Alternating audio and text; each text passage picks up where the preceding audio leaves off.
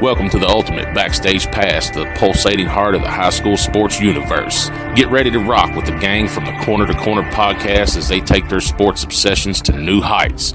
Meet the dream team, Sean Kiper, Neil Payne, Adam Muncy, Wes Crouch, and Darren Stevens, as they unpack the secrets, emotions, and triumphs that light up our local sports heroes.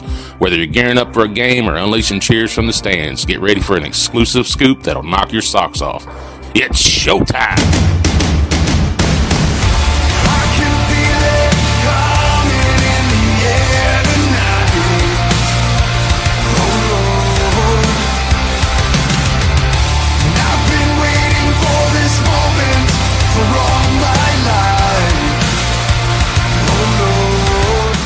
Hey, welcome to the From Corner to Corner Coaches Corner, presented by Win City Sports Cards. Yeah, that new sponsor, Sean. We introduced them last week. Yes. I mean, that's a huge deal, right? Absolutely, absolutely. And we're so very thankful for them for sponsoring our show. I mean, I almost give him as much money as he gave us.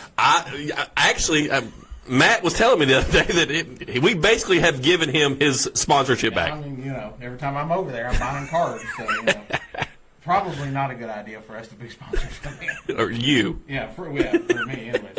Anyways, this is episode 256. Thanks for joining us. Before we get started, let's take a moment to thank all of our sponsors who we're honored to be working with. Community Trust Bank, ChemSoft, before mentioned Win City Sports Cards, 22 Sweet Treats, CRC Renovations, Kentucky Realty Group, Jacob's Auto Barley, Kelwell Commissary and Simply Secure, the sponsors for our roadshow, and Brent Wehunt, Kentucky Farm Bureau in Frenchburg, sponsor of our Athlete of the Month program in Menifee County. If you're tuning in for the first time, please take a moment and like and subscribe our pages. Be sure to share this out with all of your friends. Tonight joining us is Tabitha Barrett and her husband Tony Barrett. They run Recovery Montgomery County, and they're working with OVW Wrestling to help raise money for the underfunded athletic program here in Montgomery County. If you're interested in sponsoring, you can reach out to Tony at 859-274-2049. We'll be sure to share that out again before the show's over with. But Tony, Tabitha, thank you so much for joining us tonight. Woo! Thanks for having us. Appreciate it. So we took a little turn from the coaching platform that we normally do, because at our core, we like to talk professional wrestling. Well, and Sean, and you just, before we came on the air, we thought you all were helping raise money for your program, but you're raising money for the underfunded athletic programs, which feeds right into what our coaches show is about, because it's about helping our athletes and our students and local communities as much as we can. So that is super cool, and it's super cool how it worked out. Yeah, we're both recovered addicts, and we did a lot of damage in this community, in our run through addiction. And so what our goal with this is we want to bring something to the community that the community can enjoy. And then on top of that, show them that people do recover from addiction. Not only can they recover from it, but they can become, valuable members of the community and give back to the community. And we wanted to do this to benefit something involving the schools. So we went to the schools and talked to them and, said, hey, what programs are underfunded right now? And they said the wrestling program and the girls basketball program are both really underfunded for what they are. And so we said, okay, how about this? The girls basketball program, they can run the concessions. They can make every dime off that for themselves. And we'll use the wrestling team to do parking and things like that, and they can get the gate. So every dime that's going to come from this is going straight back into Montgomery County schools. Nice. And and it's super cool you get to work with a wrestling program, because this is a wrestling event. It's not pro wrestling, but, it's the amateur wrestling Olympic style. But, I love the way you worded that you are able now to give back to the community. So, you touched on addiction a minute ago, and addiction is one of those things that it touches every family. And there's no way that you look, or the size, age, gender, occupation, doesn't matter. And, it's somebody's mother, father, grandmother, brother, aunt, uncle, somebody. So what are some ways that your group is able to help people in our communities? Well, since 2019, when we started Recovery Montgomery County, we've helped several hundred people find treatment for addiction. I always like to joke we're the Domino's Pizza of addiction treatment. You give me a call, I'll get you in bed in 30 minutes or less. You better have your bags packed and ready to go. Yeah. The state of Kentucky is the leader in the United States when it comes to the addiction problem. And Medicaid completely pays for Not treatment. what we want to be number one in, right? No, actually, in fighting it, we're Oh, fighting it. Okay, Yeah. gotcha. Kentucky's been on the forefront of recovery and addiction treatment since I'd say probably about 2015, 16, when Medicaid approved 100% paying for addiction treatment. And so, we help people find placement in treatment centers, and it's gotten really easy to do now. We were a whole lot more in demand a few years ago because it was a lot harder, but now it's really, really easy to get treatment. But we help probably 2 or 3 people a month find treatment for addiction. And we also help people after they get out of treatment to find sober living. We've helped people get dentures and glasses and things that, help bring their life back to normal. So, I mean, is it just Montgomery County, or do you touch surrounding counties as well? We've actually helped people from 7 states get treatment for addiction. So addiction does not respect county lines. It does not. It does not respect state lines. So our ability to help does not either. We will help anybody, anytime. We helped a lady from California find treatment in Kentucky. So it's just anything that we can do to help. We're very well connected across the entire country. And so anytime anybody needs help, we can always find somebody to help them. You hear all the time about the drug epidemic. So I'm going to ask maybe the elephant in the room question. Is it really that bad? It's, it's probably worse, actually, than what you hear about. Yeah. There are so many people that are really good at hiding the problem. Absolutely. We think junkie. We think the junkie on the street, or the ones that you're seeing getting busted in the trap houses in town. That's what we think of. You would be amazed. We both work in treatment too for Mount Comprehensive Care. Okay. You would be amazed how many clients I've had who are functioning citizens who are doing well in their lives by most appearances, but they have an underlying drug problem. Right. We've had business owners and successful people who have come in to get treatment because addiction doesn't discriminate. Right. It doesn't care if you're a judge or a junkie. It's going to come after you if it gets a chance. Yeah, and I mean, and that's kind of what I was touching on earlier is that you talked about addiction doesn't know county lines, doesn't know state lines. It doesn't know any. There's no boundaries for drug addiction, and it'll touch everybody. So OVW. When did you all start working with OVW? Tabitha, I know you said you're a huge OVW fan, so let me first back up. How'd you become an OVW fan? Him. Okay. Just randomly, out of the blue, he comes home and he goes, "Hey, we're going to put on a wrestling show." I'm like, "What?" He goes, "Yeah, I heard it on the radio." I'm like, "Okay. Like, if you can make it happen, let's do it then." Right. That's how our ideas work. That's usually how it works. One of us will call the other person. It's like, "Hey, this is going to sound crazy, but..." Yeah, that's kind of how it went. I'm sure you all are familiar with Kentucky Sports Radio. Yeah. And Matt Jones, he's one of the owners of Ohio Valley Wrestling. And 2 years ago, they decided they were going to do a summer tour to try to raise money because they were hurting at the time, so they needed to do something different. So he was talking about it on his radio show, and I just happened to be listening. It's like, if you have an organization or anything that would like to partner up with us and do a show in your town, get a hold of us. And so first I tried to message Matt on Twitter, and for some reason I was blocked. I don't know why. I never say anything bad to him, but somehow I was blocked. So I mean, a lot of people are blocked on Twitter. Yeah. Matt has a tendency to do that. So I messaged Shannon the dude, and I'm like, "Hey, could you maybe get a message to Matt?" And he's like, "Yeah, sure." So he got a hold of Matt, and Matt got a hold of Brian Kennison. I'm sure you saw him on Wrestlers, the Netflix series. And he gave me a call, and it went from there. And this will be our 3rd year doing it now with OVW, and it's been a great partnership. And normally organizations like ours, they do recovery rallies.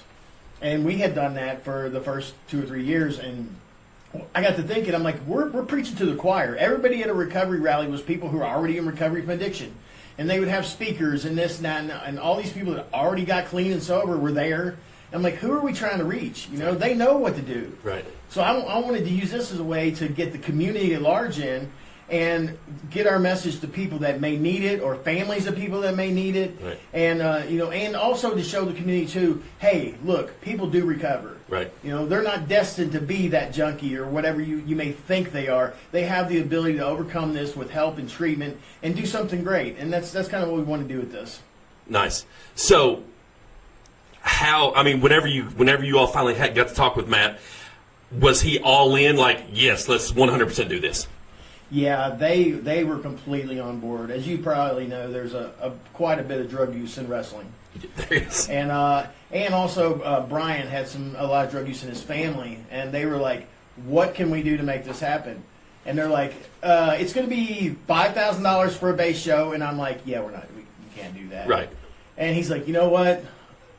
Let me call you back." And he's like, "What can you do it for?" And I'm not going to put that out there. Right. But he said, and I was like, "Well, we can do this." So he came back. He said, "You know what? I talked to Matt. He thinks it's a great thing you guys are doing, and we want to be a part of it, and we want to help. So we're going to work it out, and we're going to make it happen." And they have ever since. And so the first 2 shows were at First Church of God. Yeah. Yes. How did that partnership come about? Well, I was looking for a place to host this, and normally we did it at the farmers market. Yep. Well, I was going to say, I was at one event, one of your rallies you were talking about, and I think it was down at where like the new farmers market pavilion we've is. done 6 recovery events. Okay. This makes our 6th one, and the first few were down at farmers market, and I'm like, okay, I can't put a ring in the middle of downtown. Like, I know this ain't happening. So I started asking around, and First Church of God has always helped out, whether it be tables, chairs, whatever. So I asked them, I was like, "Can y'all possibly help us?" Yeah. And they're like, "What for?" And I was like, "Can we put a ring in the middle of your parking lot?" And come to find out, the pastor, Chris is a huge wrestling fan. He's like, "Yes, we're doing it." I'm like, "Okay, great." Yeah. So here we are, and we're in the middle, and they're like, "What time are they going to be here?" I was like, 2. Yeah. They're like, "Yay." Well, and working with OVW, they just come off that successful wrestler series. So now, it was kind of a small promotion that now has national attention. So everybody knows who's in OVW. Everybody knows names like Cash Flow and Hollywood, Haley J. Like they know all these people now. Yeah. So do we have any idea who's going to be with us on June 15th? We don't have an idea, but I did put in a wish list. So are they pretty good about working with wish lists like that? Yeah, they told us that if they are available, we will get them. Right. They're having 2 shows that day, one in Cincinnati. But Ed Payer, who's the majority owner now, and Al Snow, we had a meeting with them, and they said whoever we want, if they are available, we will get. Now, of course, Cash Flow is not going to be there because Cash is filming the 2nd season of Tulsa. I was going to say, because Sylvester Stallone called him and said, "I want you in my show." I called him, and I'm like, "Cash, really? You're going to take Stallone over me?" Right. I was kind of offended, but I understand. It's more money than what he's going to make at the show. So we'll let that one go. But there is definitely a potential for Hollywood to be there. She's been at our shows before. Crixus, the Scottish War Machine, Yeah. He's the champion right now. I'm pretty positive he'll be there because he's her favorite, and she'll probably hurt somebody if Crixus doesn't make it. But most of their main roster, the bigger names will be there. We're expecting probably Luscious Lawrence and Omar Amir. I was going to say, Beaches and Cream. Is Beaches and Cream going to be there? As good far chance. as we knew from the Georgetown show that we went to, they said, yeah, they'd be there. That is, at Country Boy Brewing, Yes. that's one of my most favorite places, aside from here in Montgomery County, to watch OVW wrestling. Yeah. It's and I like, if you've never been out, you don't even have to be a wrestling fan. It's just super entertaining. And I mean, the wrestlers do a great job of interacting with the fans. We were talking before we went on the air with that small show. Like you get to heckle the crowd. Got to keep it family friendly. But there's nothing wrong at a good wrestling show to heckle the wrestlers. And I'm sure the OVW wrestlers are used to things like that. So how good of a relationship do you have with them? Pretty good. I was going to say pretty good at this point.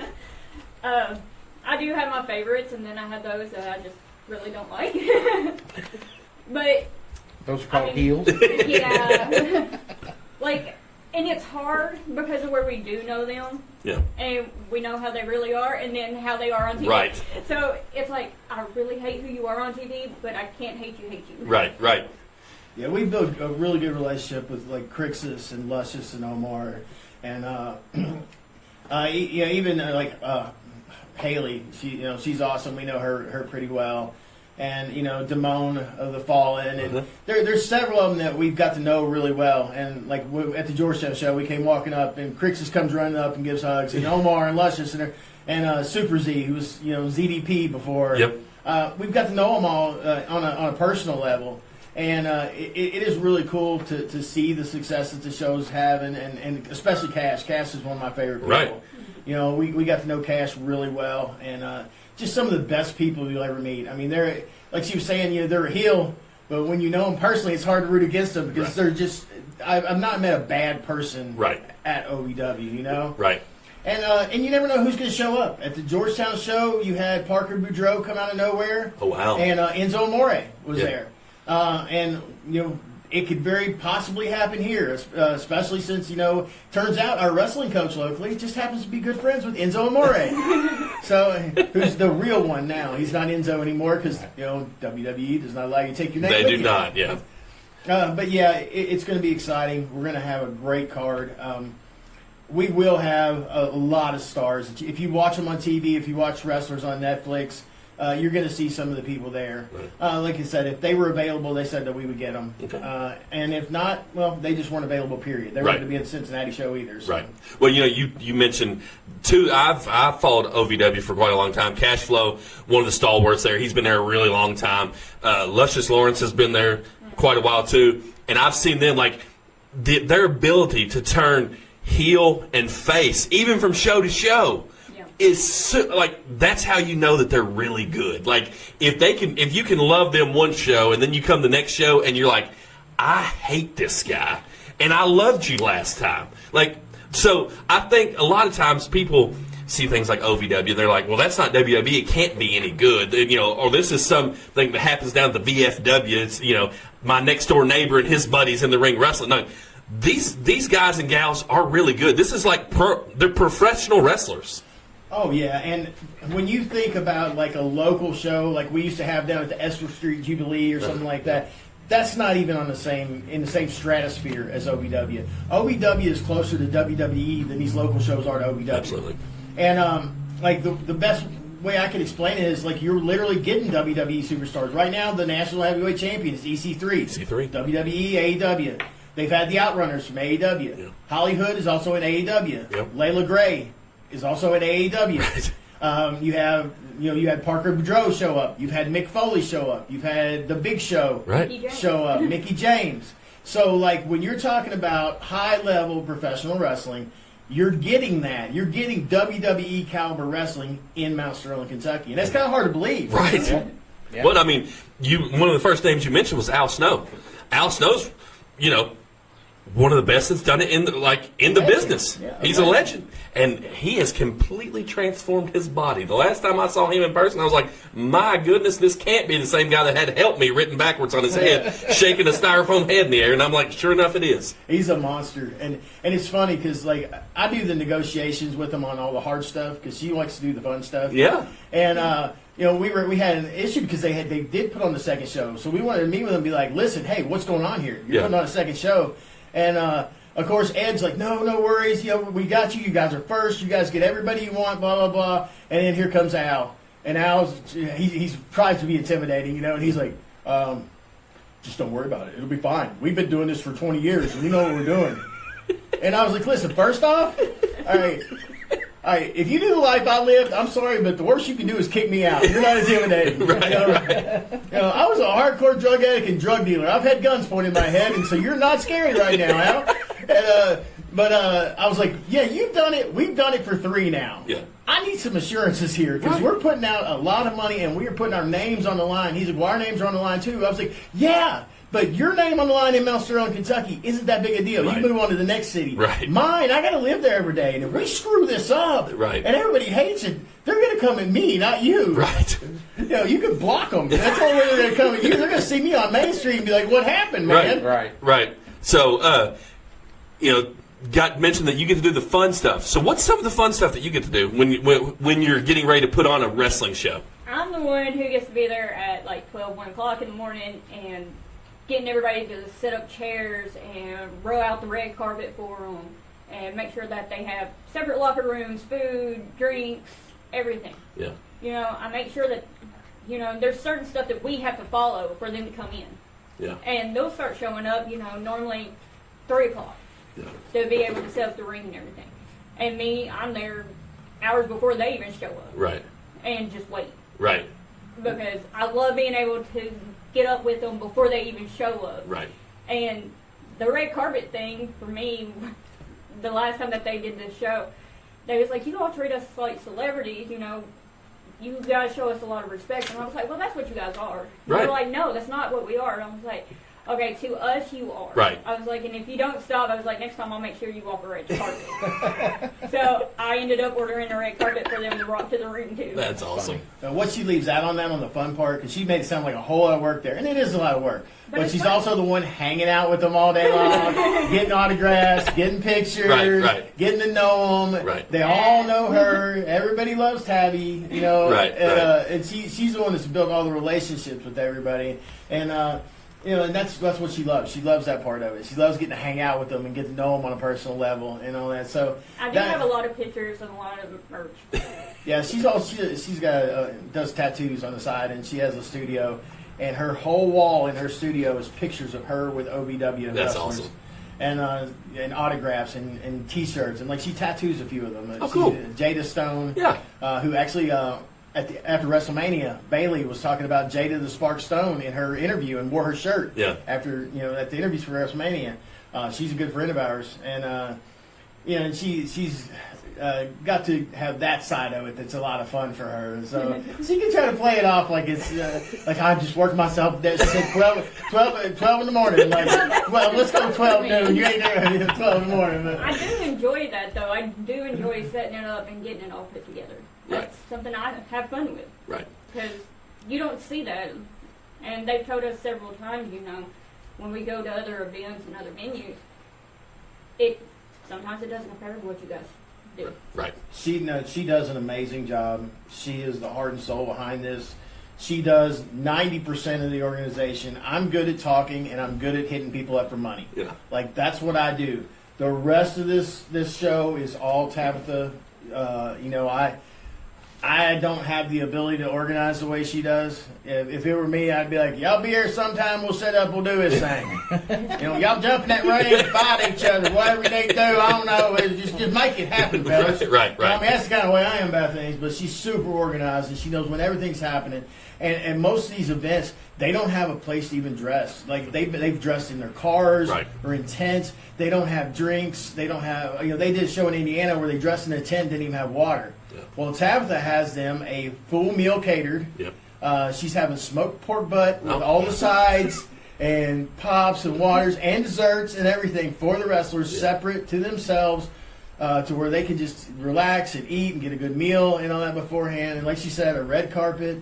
And so yeah, well, there's one thing about it, though. We have not paid to go see an OVW show at Davis Arena since we started. That's fantastic. So, all right, guys, we're going to take a quick commercial break. We'll come back and hear more about the OVW show and Recovery Montgomery County.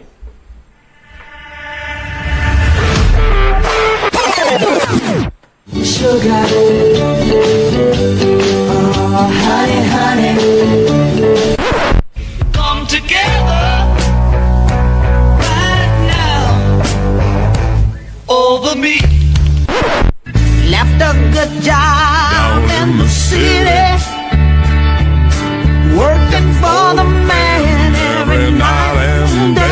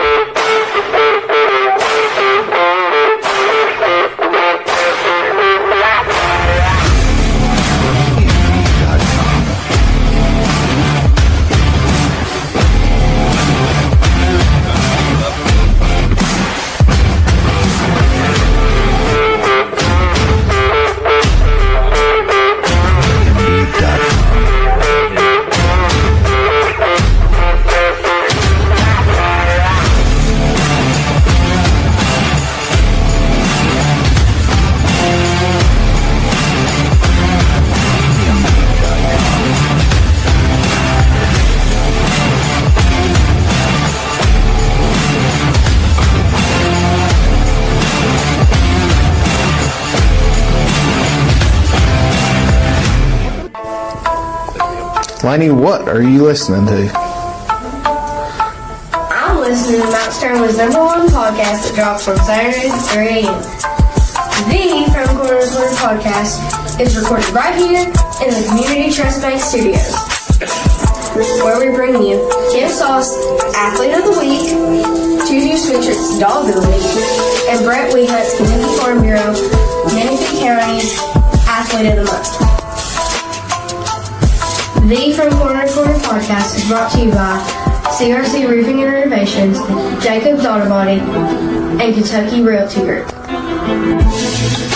Make sure to like, share, and subscribe on Facebook, YouTube, and any of your favorite podcast platforms. And always remember, stay safe, friends. All right, and we're back with Tabitha, Tony, and Recovery Montgomery County. If you haven't heard, if you've been under a rock, there's an OVW show that's coming. So if you're interested in going, how would you go about getting tickets?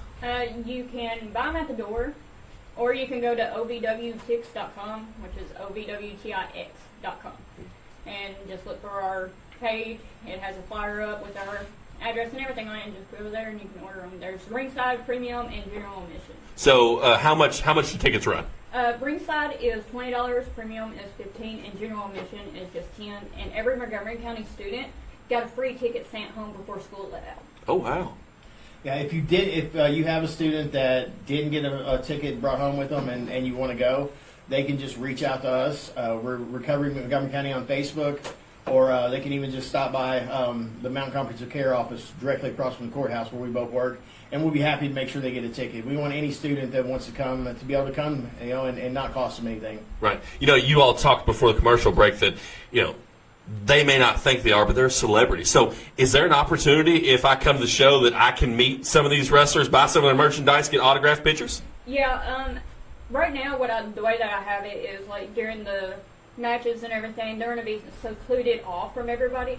And then after the show or before the show, either one, whatever they decide, they will be out with their tables, their merch and everything, and be able to socialize with everybody. Okay. Yeah, under most circumstances, at most of the events, they'll have their merch table set up, and before the show starts, they'll be out there signing autographs, taking pictures, and selling T-shirts and things like that. And then immediately following the show, they'll come back out there. And these guys are great. They stay as long as anybody wants to stay there.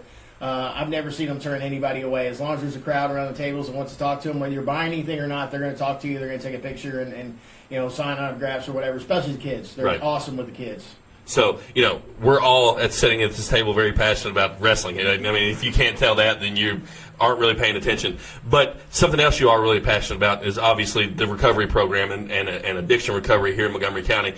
What kind of resources will be at this event for maybe somebody that might be struggling with addiction, or a family member they have a family member that may be struggling with addiction? Well, our two main sponsors are Addiction Recovery Care and St. John Recovery. Their Addiction Recovery Care is the largest treatment provider in the state of Kentucky, and St. John Recovery is out of Richmond, and they have an intensive outpatient program. So both of their organizations are going to be well represented there with resource tables and booths. And we have various other organizations coming in to set up tables and have resources. Last year we had, I think, about 12 to 15 different resource booths, and they actually gave out everything they had. And there'll be pamphlets and things like that, but there's also like koozies and keychains and pins and all kinds of nifty little giveaway things that you can get to be able to have something in your pocket that has a name of somebody that can help you on it, and you can just give them a call and know that you can get yourself or a family member treatment quickly. Yeah. So, did I see there's a guest speaker? Yes. And it is Drew Hicks. And if you haven't heard him, he's phenomenal. He is. He's one of the biggest names in recovery. Recovery, like anything else, has its celebrities and influencers. And Drew at one time had almost 1 million followers. He lost his original platform, but he's back to several 100,000 now. Drew has an amazing story. We're both going to actually speak at an intermission because Drew came from a situation where he dealt with molestation and physical and emotional abuse, and was taken away from his parents and put into foster care and then adopted. And then the adopted family was very rich, like had a zoo in the backyard rich. Gosh. But they put him and his brothers through the same thing. They abused him sexually and physically and mentally and emotionally. And then he finally got to a family that actually cared about him, the Hicks family, that adopted him and treated him really well. But by that time, the damage was done. He fell into addiction. And so he'll tell his story about how he went through that. And then I'm kind of the opposite. Because, see, I was like a golden child. I played football and baseball from Montgomery County. I raced motocross. I had all the opportunities in the world. I got a full scholarship at Georgetown College. You know, had everything going for me, and you know, had the good family. You know, mom and dad never got divorced. You know, I didn't have really any reason to fall into addiction. It was later on in life when I hurt my back on the job and was overprescribed. It was right in the middle of the opioid pandemic when they were overprescribing like crazy, and they did me. You know, and I had a wife and a kid and a nice home. You know, I had a $300,000 house, and lost it all. You know, to addiction. So we want to kind of talk to the kids about how it doesn't matter if you come from, you know, this side of the tracks or that side of the tracks, they can all lead to the same place. You know, because drugs don't discriminate. Yeah, you know, that I was blessed. I had a great life, and I was the athlete and all that, and I still ended up being a junkie. And yeah, he struggled and was the lower class or whatever people would perceive, and he ended up there. But here we both are now. Yep. And we want to kind of get that across. That's one of the reasons we want to let kids there, is so we can kind of point out to them, say, look, you know, these are the dangers.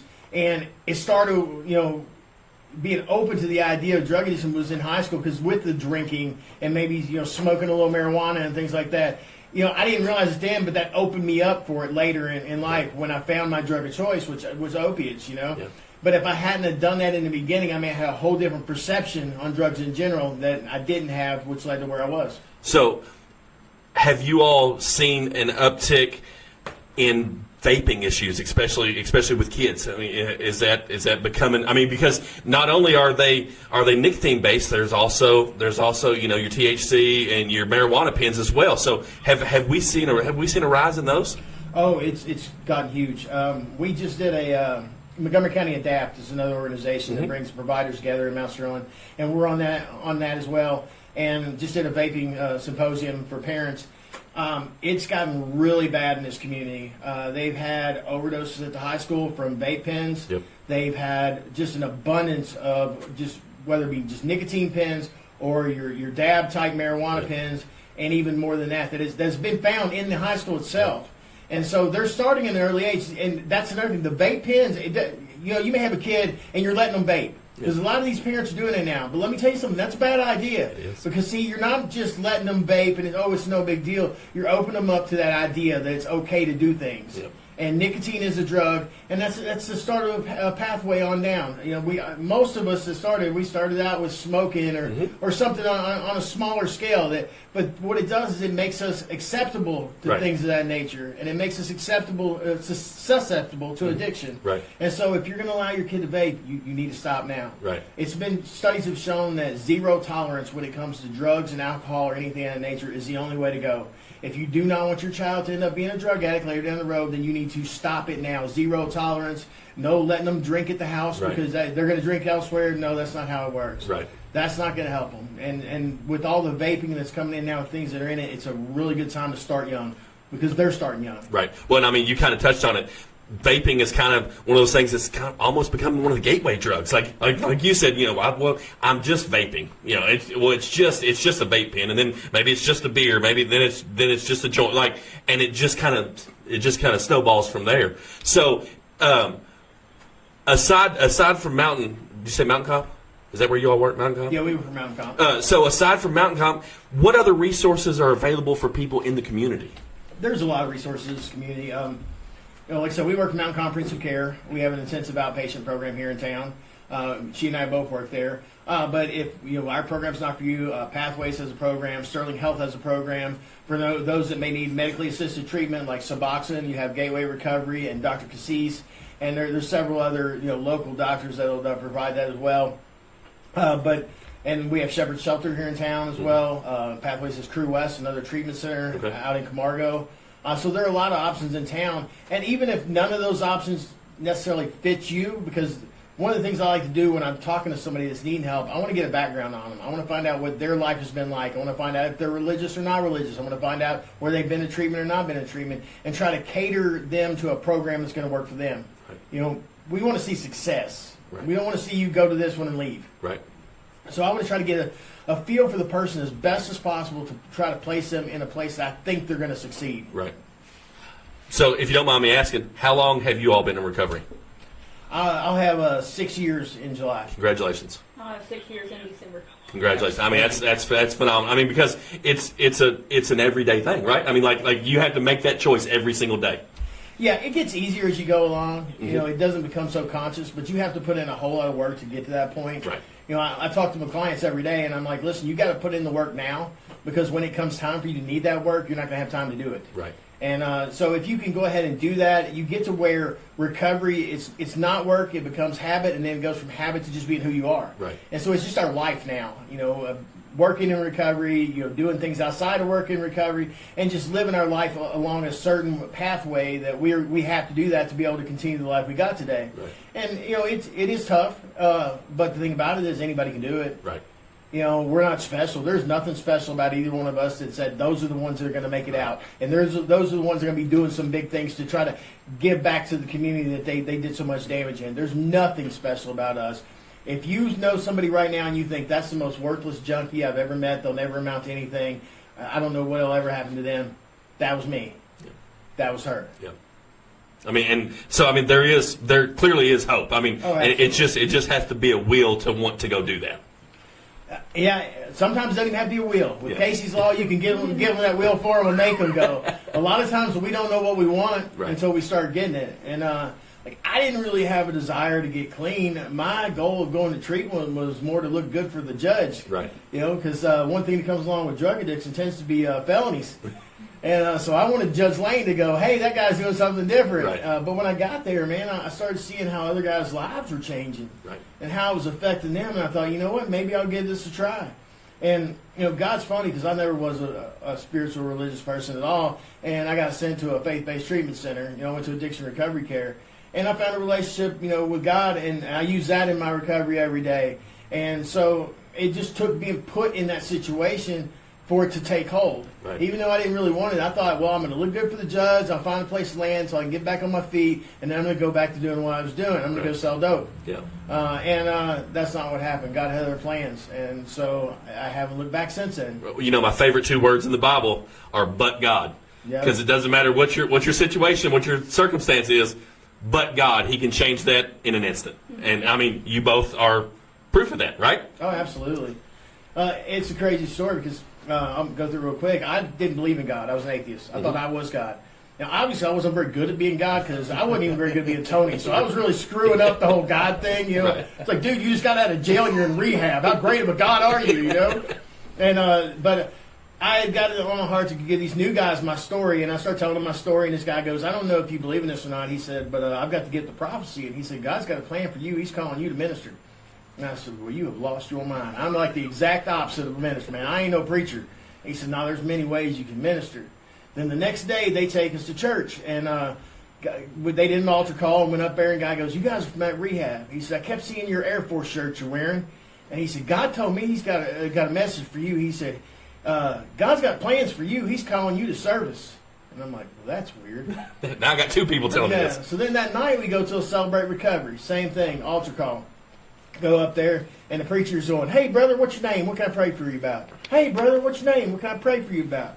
Now, keep in mind, I had made a deal with God. I'm like, you got to show me you're real for me to believe it, you know, because I think I can make deals with God because I still think I'm on His level, you know. Right. And so the preacher got to me and he grabbed me by both ears and started shaking my head. He said, "Brother, God's got a plan for you. He's calling you to service." And he starts laughing. And he goes, "But you already know that." He said, "You've been telling him you want to know He's real." He said, "You raise your arms, you pray, He's going to show you He's real." And something went through me like a lightning bolt, man. And from that day on, everything changed. My whole willingness and will to do it. And I didn't realize it at the time, but that became our ministry. Our ministry is to reach out to addicts who are still suffering and try to help people and try to, you know, help, like I said, fix some of the damage that we did in this community. And, you know, here we are. Well, and you know, and we just got a snippet of your all story. It's fantastic. Congratulations to both of you all. If we have people out there that listen in the community that would like to sponsor this event, can they still sponsor? Yes.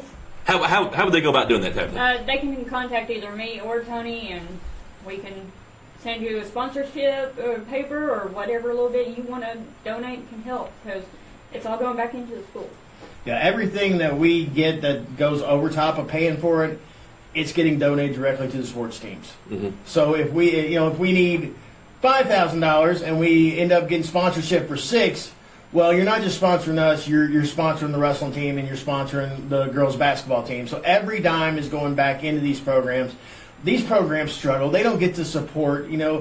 Wrestling is not the big popular thing. Right. We want to go to the basketball game in Mount Sterling. Right. We want to go out here to the Cunningham Field and watch football. Yep. That's what we do here. Wrestling's kind of new, and unless you know wrestling, it's not real exciting to just watch. Right. And so they don't get that support. And women's teams never get the support that they deserve. Agreed. They're always going to be falling behind men's teams. And this is our opportunity to help those two sports to be able to get equipment and uniforms and things that they need to be successful. And, hey, let's be honest, if you go out there looking like $1 million, like helping the wrestling team get singlets and things like that, Yep.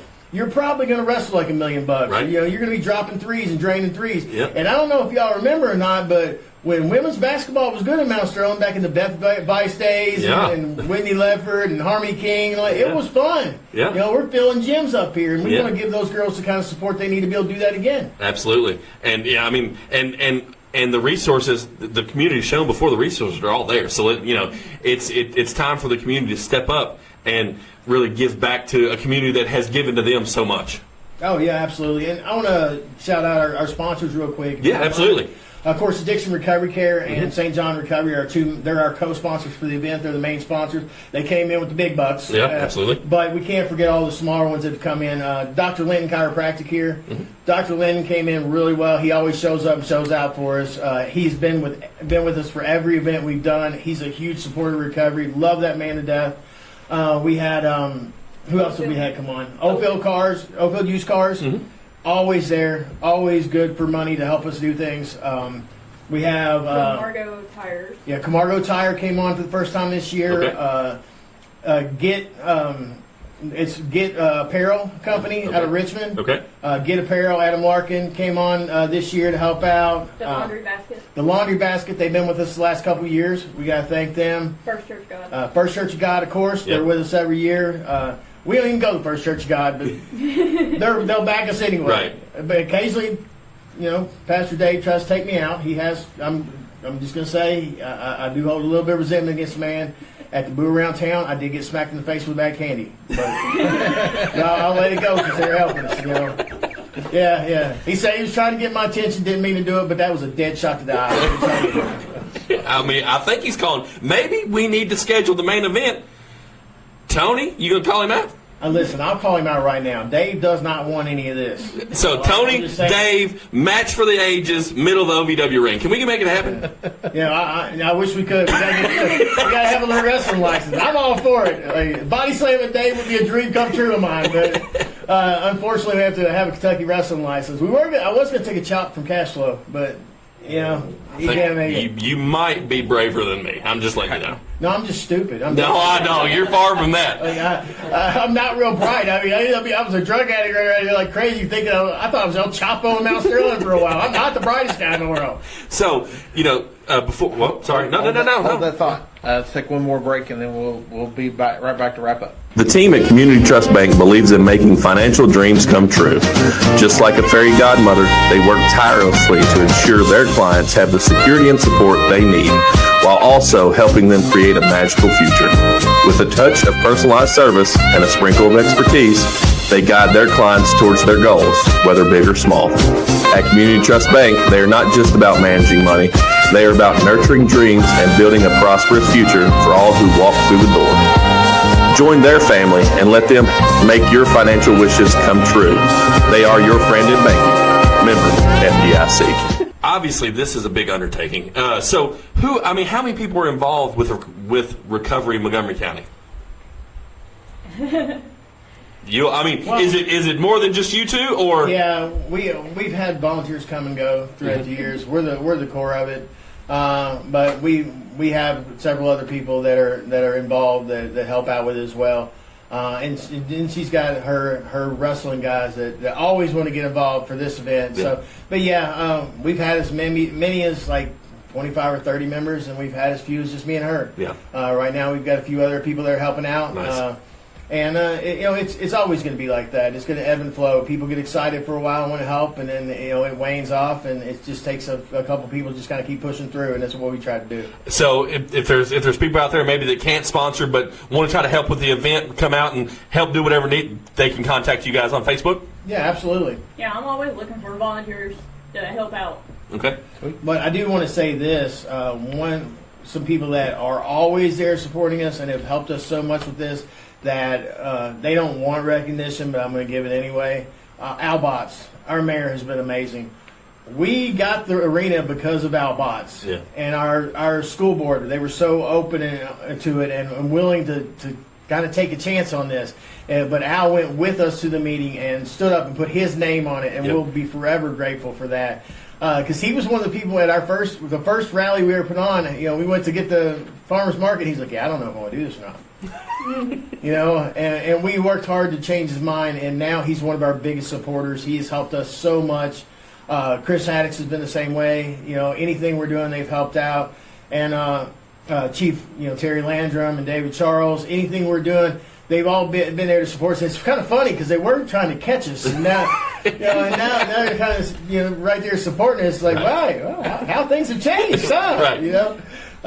But it takes a whole lot of people to do this. And one thing about a little community like this is if you can convince the people at the top to get on board, it's got a big trickle down effect. Right. And we've been blessed to have had Al in our corner for the last few years and everything we do, and we try our best to, live up to that and live up to his expectations of us. And if you all know Al, he's got some expectations. He does. He doesn't scrape the bottom of the barrel. I mean, he's going to set his expectations are going to be up here, and he expects you to meet them. That's that military in him. Right. And we do our best to always meet them and exceed them. When we did our events down here, we would walk around the place just picking up every cigarette butt and everything else just to show him that we wanted to do right by him. But the thing about it, he would be out there too. Right. He would come out and help clean up too. So we want to just thank the community and the leaders of the community that have been helped. The chamber is in on promoting this now too. Nice. So they're trying to help us with that and hopefully maybe get some local news coverage. So cool. They're looking to see if they can get that for us. And WMST, they always have us on and let us talk about it. So there's a lot of people involved in this, whether it be in a direct active role or not.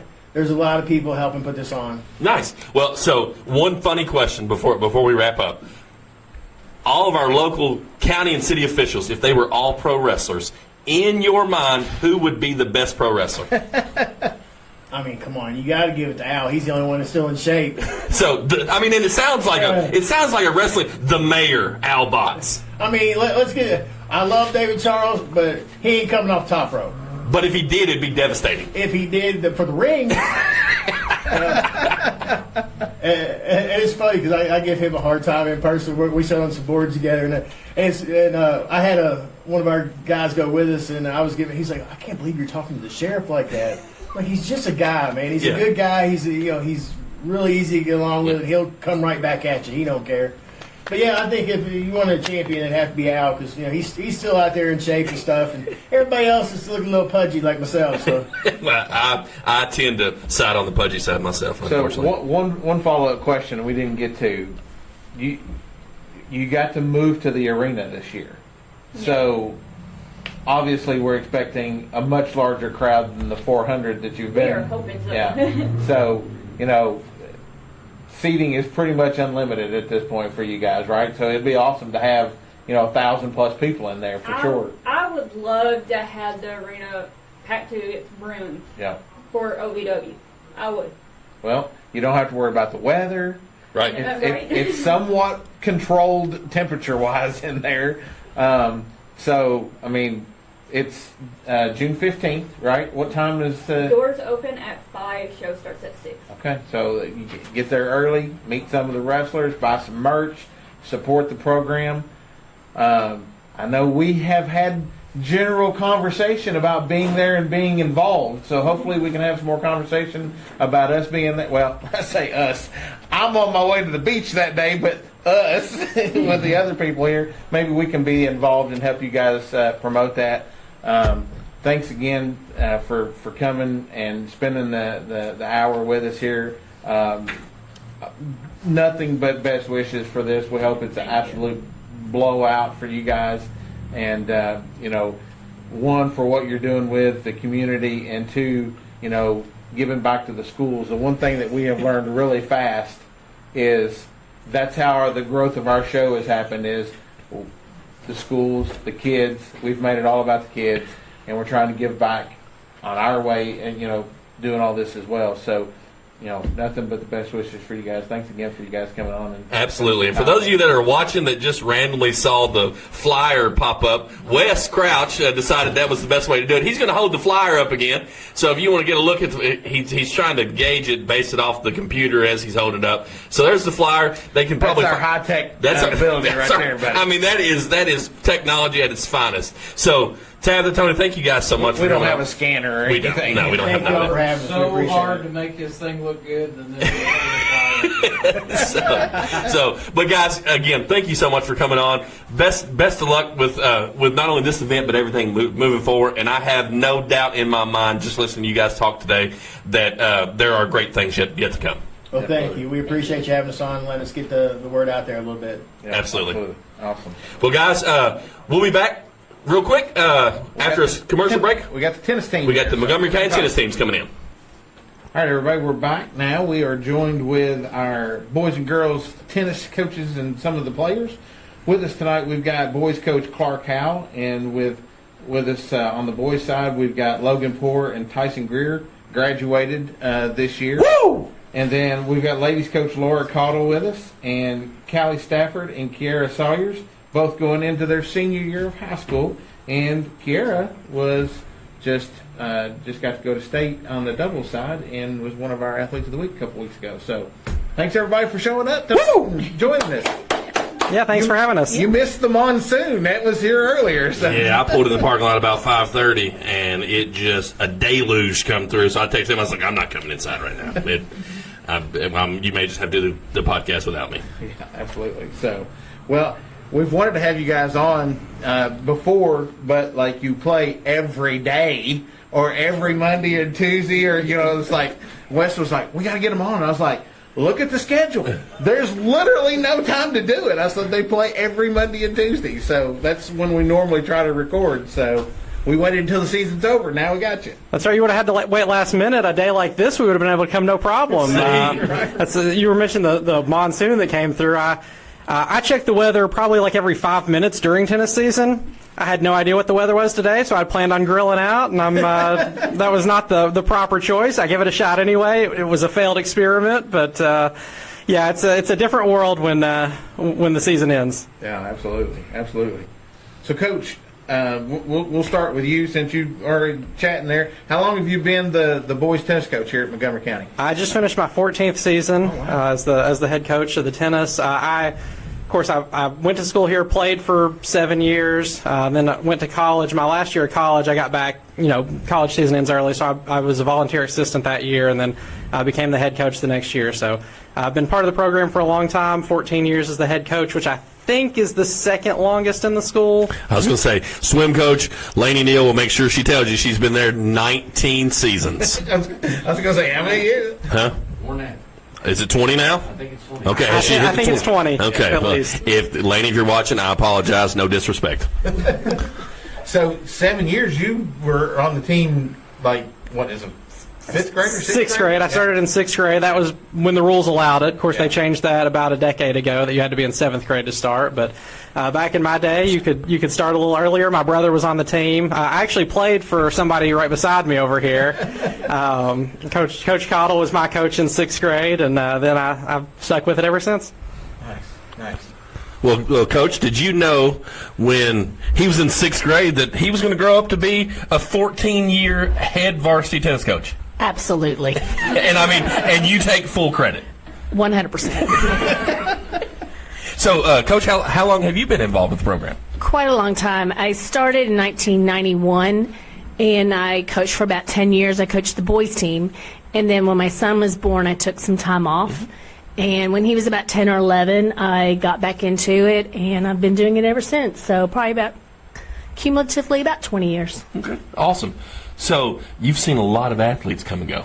Yes, sir, I have. So who's some of your favorite athletes? I mean, obviously there's one there, but who's some of your favorite athletes that you've had the opportunity to coach? Oh, wow. I've had so many good athletes over the years. You know, we started off with Jarrett Linden. He was probably one of the best athletes we've had. He made it to the semifinals of the state tournament. You know, of course, Clark, he was a great player. I only had him 1 year. And then I'm trying to think of, wow, we've had so many. I was going to say, I put you on the spot, too. You know, in this year in particular, they are probably the deepest team that I've ever had. You know, our record is like 17-4. We've never had that good of a record since I've been coaching. Yeah. And it all boils down to the hard work that these girls have put in. Yeah. So, and they're pretty awesome. Well, good. Well, Clark, tell us about the boys' team, and maybe you can touch on, in the 14 years, who are some of your favorite athletes you got to coach? Yeah, well, of course, right across the table from me. Two of them. Best two ever, right? You couldn't think of two better. Ty and Logan, just absolutely phenomenal individuals. Now that they've graduated, I don't have to yell at them as much anymore. So, no, in all honesty, they have been great. Ty's played for me since, I guess he started in 2020, so he played for me for about a week, and then COVID hit. Shut that down, but he's played ever since, and you know, he's been just fantastic for our program. I got to coach pretty early in my career. I coached my cousin Sam Hodson, so that was kind of fun, and he was an outstanding player for us. And so, you know, some of the guys that I still get a chance to play with every now and then, it's enjoyable to see them out there. Aaron Smith's a guy who just a great kid who. I call him a kid now. I think he got married last week. Congratulations, Aaron. So, but you know, it's nice. Grow up so fast. They do, isn't it crazy? You know, well, it's like when I first started. You know, I felt like the people I was coaching were basically my peers. Like Ben Manning and Forrest Thornberry were on the team with me my senior year. They were in 5th grade, I think. Then I come back and start coaching their juniors, so I was teammates with them and then coaching them. Finally, I'm to the point where my peer group is more the parents. I finally made it to that spot, so I don't think they think I'm mature enough to be in their peer group, and the kids I don't think take me either. So I just try to survive on an island by yourself. That's where I am. So, kind of tell us about the season that you all had this year. Yeah, so we actually had a really great regular season as well. We went, I believe, 14-4, which is the best record I've ever had. You know, we try to schedule competitively. We schedule, of course, most of the teams in the region, but we try to get out of the region for competitive matchups. So we played, you know, Great Crossing, Rowan County. We beat both of them. We had a stretch where we beat both of them. We beat Bourbon County and Mason County. You know, Bourbon went on to win the region title. We beat Bryan Station. So we had a really great regular season. And again, you know, kind of like Coach Caudill was saying, their team was really deep. We had really good depth. I had you know, 2 seniors who'd been with me for 5+ years who kind of played doubles in the region tournament together, but you know, I could move them in singles or doubles. And then the rest of my team, the lineup was a lot of young guys. I had, you know, 3 freshmen who were a sophomore, 3 freshmen, and 2 8th graders were basically my numbers 3 through 8 players. So they got a lot of valuable experience, but also provided really good depth for us. So the regular season was really exciting, and then, you know, one of our goals every year is to qualify teams for the state tournament. So Ty, who's here, and then he teamed up with Drew Thompson to play doubles in the region for us. They earned the 1 seed and qualified for the state tournament. So that was a big success for us as well. So it was overall a really positive year for us. So, guys, I'm sorry. Oh no, guys, I apologize. We did not see that, or we would have made more recognition on that. We saw the girls, didn't see the guys part of it. So. Wes has to do better. He does. Wes has to do better. Slacker. So, obviously, as somebody who didn't play tennis in high school, I watch it on TV occasionally, but it's usually the big tournaments like Wimbledon and stuff. If I showed up to a tennis match, what does a tennis match look like at the high school level? I mean, is it, you know, tournament style, individual, one-on-one? How does it work? Yeah, so most regular season matches, really, we have flexibility. There's not like a set format. It's almost like you could say, well, this basketball game we're going to play 30 minutes instead of 36 or whatever. We have some flexibility, but the standard match is typically each team will put 3 singles players and then 2 doubles teams out there, so 7 total players. And then, so you're playing 5 matches. Whichever team wins 3 matches wins the match. there's some flexibility. Sometimes we'll let people play singles and doubles, so we'll do 6 singles and 3 doubles. That's the way it was when I started playing, and so it's kind of evolved since then. But so you're going out there, and then you've got playing best of 3 set match each individual court. So my one singles plays against their one singles and on down. You have to keep it in order of strength. So I can't put my best player at 3 and my second best. It goes straight down. And so each individual match is best of 3 sets, typically with a tie break, a super tie break, replacing the third set if they split sets. So they've gone to that on the professional level in doubles a lot. With that super tie break, but it would look a little bit different than what you see on TV in terms of the scoring. So, Coach Caudill, you said you've been involved with tennis about 20 years. How much have you seen the game change in that amount of time? Well, quite a lot, actually. When I first started coaching, coaches really weren't allowed to talk to their players during a match. Like, you could clap for them, but that's basically it. And then it evolved to, okay, you can talk to them after each set. And then it was, okay, when they change sides. And now it's basically coaches are on the court coaching their players, sometimes in between points. I'm typically not that aggressive because I really want my girls to have to think through problems and problem solves for themselves, and so they can develop some confidence. But it's definitely changed. It's a lot louder. It's more of a team atmosphere. Well, it gives you the opportunity to grow them as players, right? Because, absolutely. If you literally couldn't do anything but clap for them, and you're seeing a tell or you're seeing something that they're consistently doing wrong, and you're like, I can't say anything to them until they've lost. True. But now you've got the opportunity going, hey, you're missing this or that, or you're not doing this, or you're not capitalizing on this opportunity. That I can see why that how that would play out. I'm glad you asked that question, because I was like, how do you wind up with a 17-4 record? I mean, you've got all of these players, so obviously 21 matches now, how did you wind up with more matches than you? That is a good question. It's because they had a fantastic region tournament. Oh, gotcha. Oh, see, he's a jerk again. Second time on the show. Jerk. Well, you said both you make the state tournament, see, and then you forgot the boys. It's now third time. They're never going to come back. Took us forever to get them here. They're never coming back now. So before we start asking the athletes questions, if we have, I have several young children. If I wanted to get them involved with tennis at an early age, what would be the best way? Because we don't have, the traditional youth programs per se. How could I get my child involved in tennis? It's a challenge. I agree. So typically, in years past, our Parks and Recreation Department has had a kind of youth clinic. I'm not sure if that's happening this year. I got a message from someone that might have been canceled. Really, the best thing to do is try to find friends that they're wanting to play with and get them out there, even if you don't know the rules, even if you don't know what you're doing. If you can get a couple people out there that are friends that just want to go out and hit the ball around and chase it around, that's kind of the best start early on.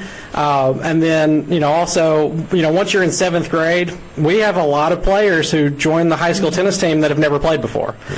So, we can't give you full attention because I had 15. She had like 500 people on her team. But she's really well liked. Absolutely. But we make an effort to, teach you score. So, the first couple practices of the year, I'm teaching players scoring. I'm teaching them, how to hold a racket. I'm teaching them what different parts of the court are. So, we're both happy to help with that. We both love the sport of tennis. She was a lot better at it than I was, but I've taken it with me as well as something that, it's exercise that's great for me. It'll add, what they say, like 9 3/4 years to your life if you play tennis. So, it means a lot to me. Too late for that, and so and Coach Caudill as well, we're always happy to help as much as we can. So to start off the year, I had 36 girls on my team, which is crazy because really 7 play each match. Yeah. And so basically we had to have a red group and a blue group. And so my red group was all my new players. And what the great thing is a lot of our blue group players will come out and help and teach them how to hold the racket, how to hit a forehand, how to keep score. And so basically just building on that experience allows the players to grow, because a lot of my players had never played before. But to me, I really think that if we can keep a player in our program for 2 or 3 years, they have a sport they can play a lifetime. That's a pretty awesome thing that you can provide. So for me, that's one of the things that I feel very strongly about. Nice. Y'all thought y'all were getting out of this. You're like, I'm just going to sit over and smile. If I don't say anything, maybe they won't ask me a question. So we're going to talk to the graduates. First, congratulations on graduating. What's your plans for school? So I plan to attend the University of Louisville in political science and history. After that, I plan on going into law. Okay. Throughout university, I really want to try to get into or do club tennis, continue tennis, because I really enjoyed it. I felt Coach Clark was a great coach. Or I wish I had done more years with him, to be honest. Yeah. So how many years did you play? I started last year, junior year, and this was my second year. I felt a lot of growth under Clark's guidance. So. Well, and you talked about political science and history. I was like, I wonder what he's either going to be a lawyer or he's going to teach school. That's like the only two things you were going to do. So I'm glad you clarified that. And Wes called Ty. So we're just going to go by Ty? Is that what we're going to go by? Yeah, that's fine. Okay. That's fine. I mean, Coach calls me, Well, we probably can't repeat some of those things that he calls you. You pick any name that starts with Ty, and I've called him that this year or over the past few years. I mean, Well, even before the show, you're like, your name's Tyson? I have no idea. I mean, I didn't know that either. The Zoom for freshman year, I said my name was Tyson, and he was like bamboozled that that was my actual name. He thought I just went by Ty. Yeah. But anyways, my plans for the future is I want to attend EKU to do some pre-veterinary sciences. Yeah, nice. As well. So that's really what I'm just doing right now. I'm trying to find a vet clinic to work at. So you think maybe you might try to play club tennis as well? Oh yeah, I'll definitely try to play intramural maybe if I have enough time. So how long were you involved? So I started my 8th grade year, and I really didn't know what to expect when I first joined, because I mean Clark just had us out there in the dreaded blue gym, which is like the Building 2 gym at the high school, and we just did conditioning nonstop. And he seemed pretty grouchy at the time, so I was like, I may not stick with it, but I ended up coming my freshman year, and I just had a great group of seniors, and my best friend Drew Thompson, so I decided to stick with it, and I'm glad I did. Well, it's probably one of those things that you are like, I thought this was tennis, and we're doing all this conditioning. Like, I just got to swing a racket, coach. I probably should have done more conditioning looking back at it, but yeah, it was a good time. I'm glad I stuck with it throughout all the years. Wes has been trying to ask a question for 7 minutes. No, I'm not going to ask a question. I'm just going to say valedictorian. Yes. Tiebreaker. Oh, nice. I mean, you kind of left that out. Thank you. I usually don't bring it up that much, but listen, if I was able to be valedictorian, I would sign my name before it would be valedictorian and then my name. So that is an awesome feat. So congratulations on that, sir. Absolutely. So, ladies, your turn now. So, going into your junior year. Senior year. Words are hard. I can't remember things. I'm an old man. Cut me some slack. So, how long have you all been playing tennis? Well, the first time I ever picked up a racket was with her. It was the December before my freshman year, tennis started. And she gave me this quick little short lesson, and I think that's just put me ahead in my tennis game. Yeah. And I mean, I've been playing since freshman year. Okay. And Miss Caudill has been amazing and taught me everything I know, which is obviously the reason I made it to state. And yeah, so. Well, awesome. So you were playing tennis prior to her, obviously. Yes. So I've been playing tennis since the 4th grade. Okay. Actually, so I started taking lessons with Miss Caudill in the 4th grade, and then I did summer tennis clinics over in Winchester, and then I was finally in 7th grade and I could join the tennis team. Yeah. So I've been on it ever since. So in 4th grade, what drew you to tennis? Serena Williams, I bet. I just kind of saw it on TV one day, and I was like, oh, well, that looks cool. And so I got in contact with Miss Caudill and started. So, do either of you have plans to play in college, or is it, maybe the intramural thing as well? Or because I assume there's scholarships available for tennis just as much as anything else, right? Probably not just as much as anything else, because it's at the very highest level there are. Girls, there are more opportunities than boys, but with Title IX, it kind of, some schools funnel more scholarships there. So it's definitely an option, but it's unfortunately a lot of programs in the state have either cut back or cut out their tennis programs. So it's been a bit of a struggle. I think they're making a bit of a resurgence. So hopefully that'll continue to pick back up. So what do you think? And this is multiple sports that we've had on in the last couple of weeks that we hear that it sounds like schools are cutting their programs in this. And we've heard, what was it last week? The track team from Menifee County was talking about there's schools that have cut their track program.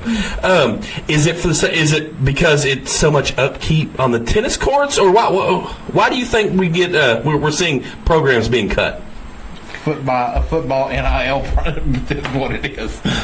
I think it probably has to do with money, to be honest. And there is upkeep on tennis courts, clearly, but it doesn't cost a ton of money to keep that sport going. One of the things I know, Eastern Kentucky University, they dropped their program a couple years ago and have recently, in the last year, reestablished their program. I think it's a wonderful way to stay in shape, and it's a great program to have. So hopefully that resurgence will come about. Right. Okay, awesome. So, guys, what's your favorite place you've played? Favorite court you've got to play on? So luckily I did, last summer I did the summer league with Coach Caudill, and we got to play at a club, a country club called Idle Hour, and we played their team over there, and it was actually like clay courts. I've never played on clay courts. I'm used to the hard concrete courts that just have a bunch of cracks in them, and you're lucky if you got a tennis net up on it anyway. But the clay courts, that were pretty nice, and they had actual water fountains on it too. Nice. So that was probably nice as well. That whole maintenance thing you was talking about a while ago, they ain't even got nets in some of these things. Yeah, right. I would say I don't really have a favorite court per se, but it's more of the matches I pay attention. I don't really pay much to the courts, but our region game at Clark County, while we didn't win that game was so intense, and I was so into it, cheering on everyone. It made the game really, I felt like I was playing, even though I was on the sideline cheering. Right. And I just felt all the excitement of the game in that moment. Awesome. So tennis brings that, and you talked about that, kind of that the atmosphere's picked up. So it's like a super intense atmosphere a lot of times. Sweet. Ladies, what about you? Your favorite place that you've got to play? I really honestly have no idea. You're just like, I just come and I just win everywhere. The EKU courts were nice. Also, the Lexington Tennis Club, indoor courts, they're really nice. When we used to do sectionals, we got to play there. But, yeah. My favorite courts are probably the EKU courts. They're just very nice and clean, and they're just fun to play on. Nice. So I got a question. Well, go on. So, Kierra, you made it to state in the doubles, right? And do you play singles as well, or are you always doubles? I actually was singles my first 2 years, and I said I would never play doubles, and that I didn't like it. But then Miss Caudill decided that wasn't true, and she was right. So yeah, it's been great. So what is it transition like going from? Because I'm sure there's players that play both throughout the season. There has to be a different dynamic to that. So what is that like? Because are you just responsible for a certain portion of the court, or how does the dynamics of that work, singles versus doubles? I think the biggest thing for me was learning how to communicate. In singles, it's just all on you. You're the only one playing. But in doubles, if you don't communicate, it's going to be super hard to win. you have to tell each other, you know, like if you need to switch across the court, you have to yell that. And I'm still learning how to do that, but that's probably been the biggest thing for me, is just learning how to work with my partner, which we do very well. It's not just yelling, I got it, go! Well, Sean, before we learn more about tennis and this season, we're going to cut to a quick commercial break. And we're back. So, during break, we just got done asking a question, and you talked about communication being key. And Clark, you told an interesting story that maybe the best communicator in the Montgomery County Tennis program sitting at the table. Yeah, so Logan, Logan's getting his bearings, and Logan playing doubles, it wouldn't be uncommon for a ball to be hit toward his team, and he might take a swing at it, and after he missed it, yell to his partner, yours. Well, I mean, you were just giving him a heads up, right? Trying to. And he has all of what? A half a second to make a decision on that? Yeah, if he's lucky. Yeah, that was a little oversight by myself. I should have definitely tried to either not try to get it and called it, or gotten better at getting it, I guess. So, at least a couple years of tennis for each of you. Wes, ask your question.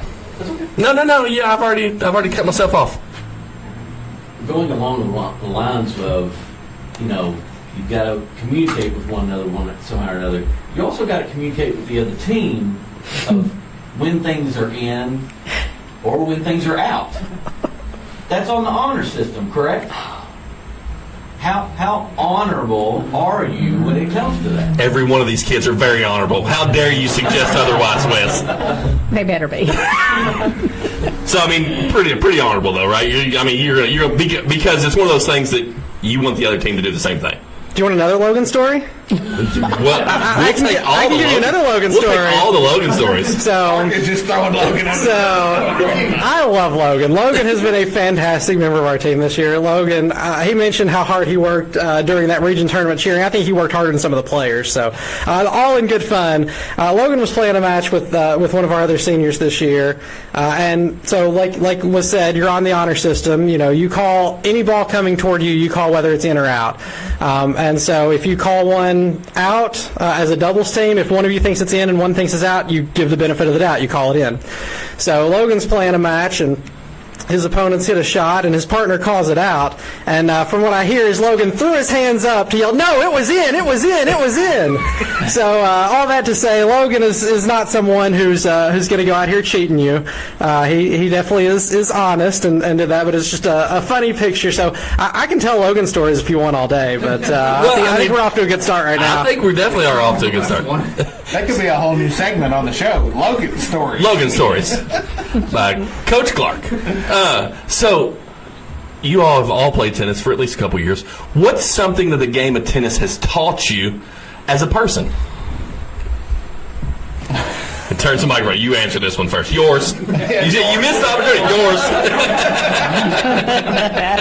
That's typical Logan.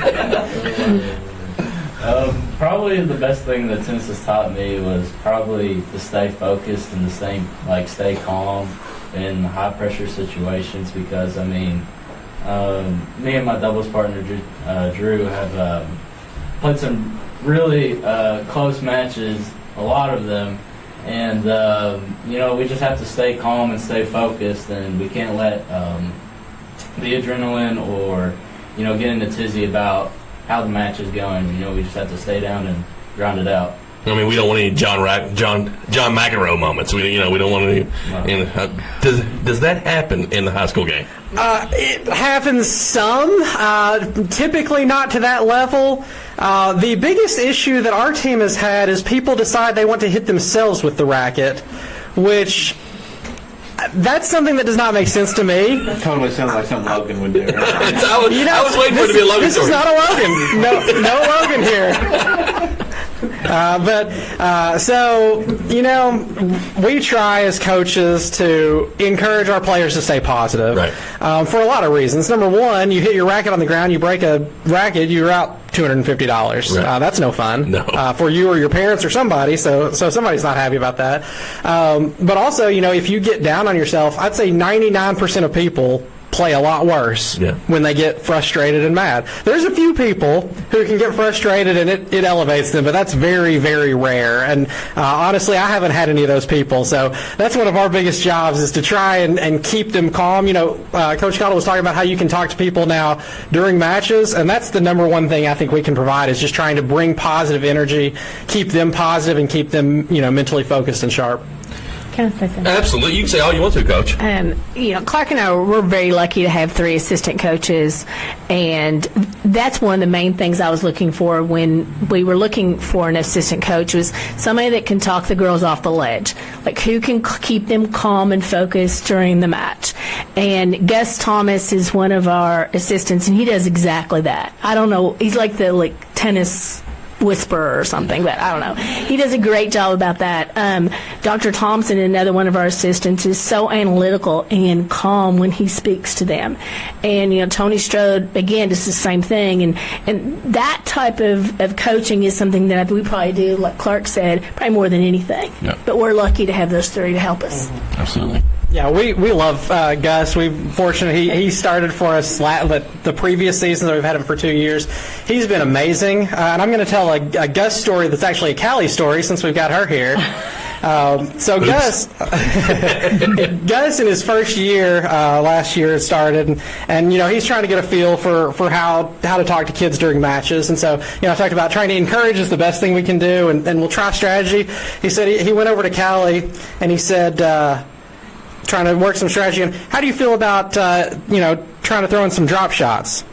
And apparently the response he got was no. So you know, I mean, you know, might as well be honest. No, I don't want to do that. Thank you very much. I'll go back to the forehand. Thank you. So ladies, what about you? What is something the game of tennis has taught you? I think the top thing I've taken away is there's always a way. Especially like this season, Callie would agree. Even when it's down however much and it may seem like, you know, there's no way for you to win, there definitely is. And, I mean, me and my doubles partner, Holly, we played a lot of tiebreakers and things like that, so has Callie. And I think that's just taught me, especially this year, that there's always a way.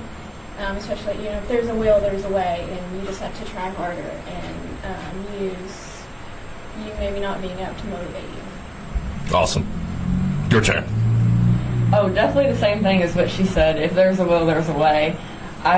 Gus has mentioned this to me before that whenever I'm like down in score, I actually play better because I'm like more motivated. Like, okay, I gotta really kick it in gear and get going. Right. So just it's never over till it's over kind of thing. Yes, absolutely. Now, Logan, we're going to circle back to you because you went yours first, and we did the Olay trick. So now we're back to you. So, like Ty said, both tennis and cross country. I did cross country in the fall.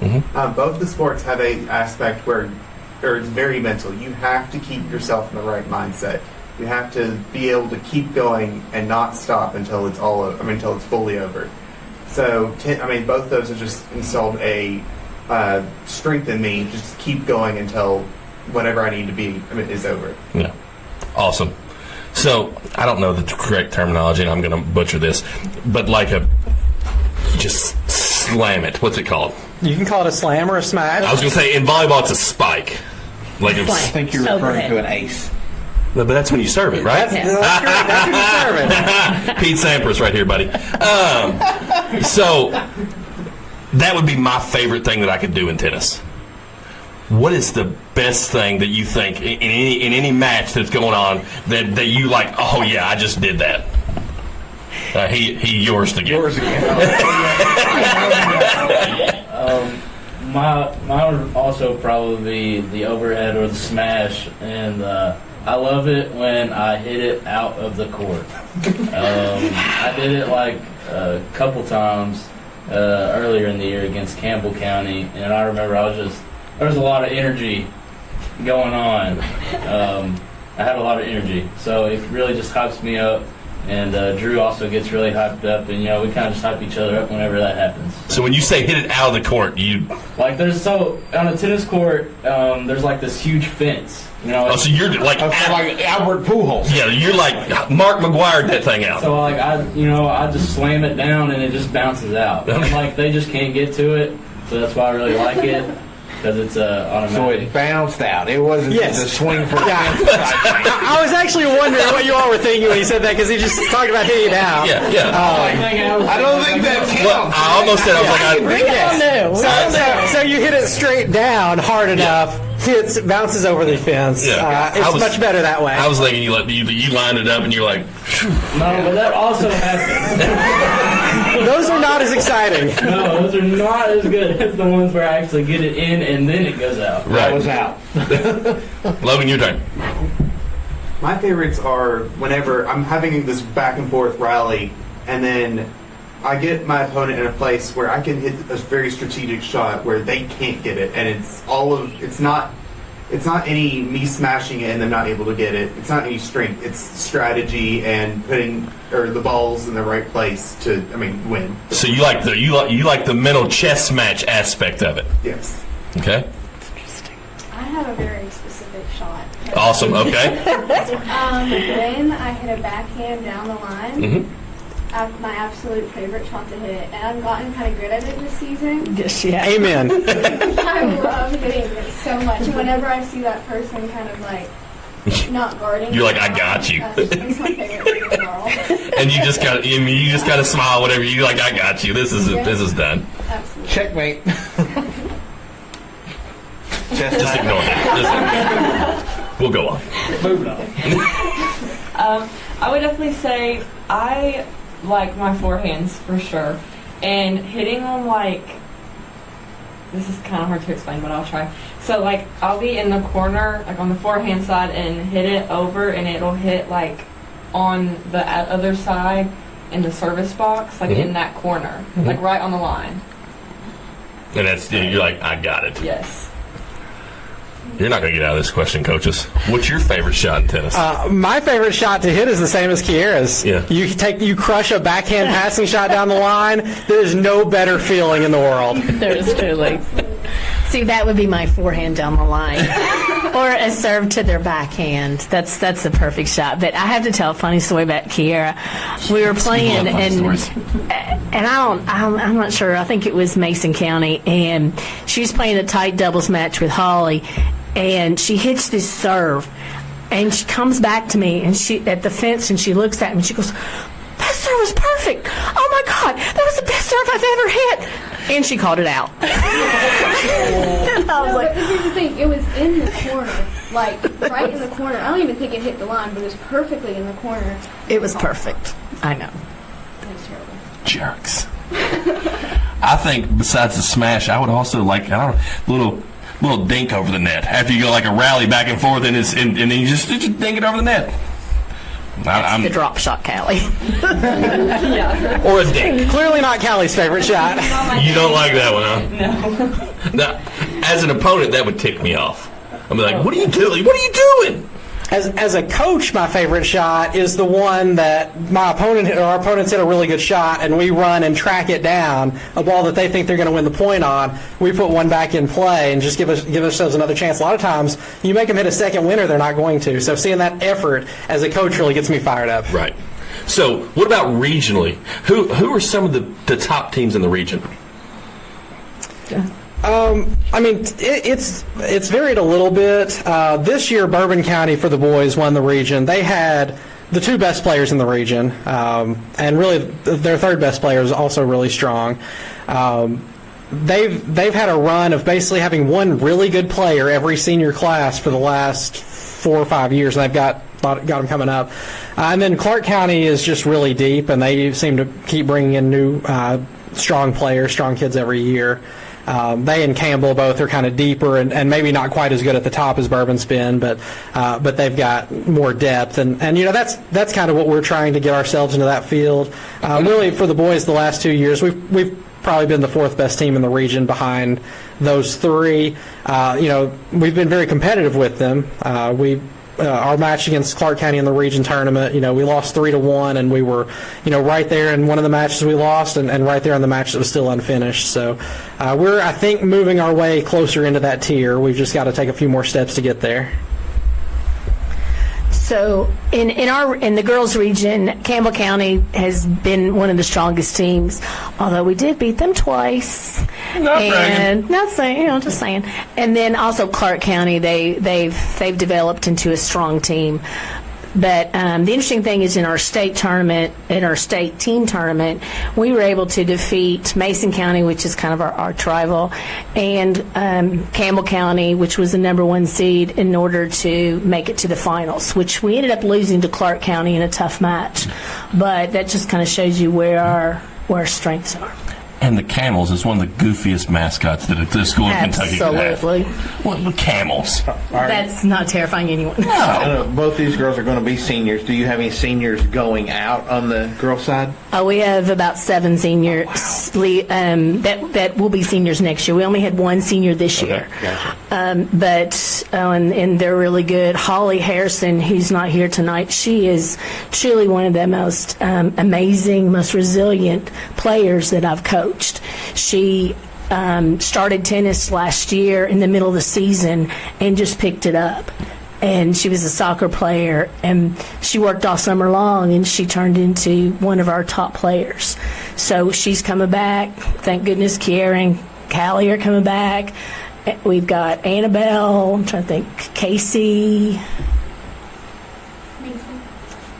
She's a sophomore. And then I think Addie. There's probably somebody else I'm sure I'm forgetting. But we've got a crew of seniors for next year, and then we've got a crew of juniors behind them. So we've got a lot of girls coming up. Well, it sounds like you're going to have a very experienced team next year. Yes, it should be fun. Yeah. And the coach is like, let's get it. Right. and then on the boys' side, you talked about, what'd you say? You had 3 seniors this year, and we have a lot of youth. So you're still going to be young, but all those young players were able to gain valuable experience this season. Yeah, absolutely. We actually had 5 seniors, boys, but 2 of them who'd played for a long time, 3 that were in their first or second years. And so, we have no seniors coming up, at least unless there's a new kid who comes out, and only 1 who's going to be a junior. So the rest of our team, we've got 9 kids that were between 7th grade and freshman last year, or sophomore. And a lot of young talent. So some of them have played 1 or 2 years, and I think some of these kids, Jason Covington played 3 years. Braxton's played about 2.5 years. Braxton Gillum, Bryson Beasley missed a year with an injury, but he's played about 3 years. So those 3 are kind of the next core coming up. And then I've got some kids like Dylan Reisner just started last fall playing.